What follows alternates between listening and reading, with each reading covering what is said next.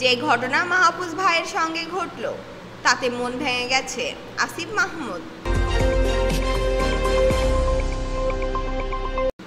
যুব ও ক্রীড়া উপদেষ্টার উপর হামলা, সমাজের অবস্থা কি চলছে অনিরাপদ পথে?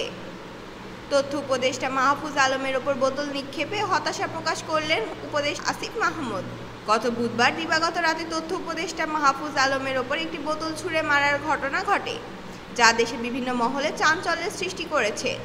এই ঘটনার পর যুব ও ক্রীড়া, স্থানীয় সরকার, পল্লী উন্নয়ন ও সমবায় বিষয়ক উপদেষ্টা আসিফ মাহমুদ সজীব ভুঁইয়া সামাজিক যোগাযোগ মাধ্যমে নিজের হতাশা প্রকাশ করেছেন।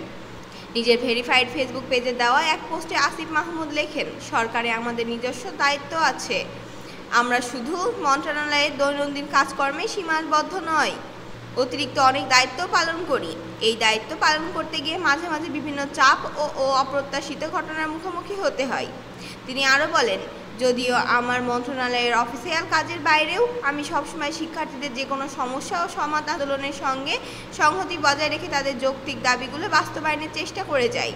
অন্য মন্ত্রণালয়ের বিভিন্ন বিষয়েও মাঝে মাঝে সেতুবন্ধনের কাজ করি, যাতে সমস্যা সমাধানে দ্রুত অগ্রগতি হয়। উপদেষ্টা আসিফ মাহমুদ আরও উল্লেখ করেন, সোহরাওয়ার্দী উদ্যানের বিষয়টি আমাদের অফিসিয়াল দায়িত্বের মধ্যে না পড়লেও দায়িত্ববোধ থেকেই আমি উদ্যোগ নিয়েছি এবং সমস্যা সমাধানের জন্য কাজ করছি। এই পোস্ট থেকে পরিষ্কার হয়ে ওঠে যে দায়িত্বের বাইরে থেকেও তিনি বিভিন্ন সমস্যা ও সংঘাত কমানোর চেষ্টা চালিয়ে যাচ্ছেন। তার এই দায়বদ্ধতা ও আন্তরিকতা থেকে তাকে সাধারণ মানুষ এবং শিক্ষার্থীদের কাছে জনপ্রিয় করেছে।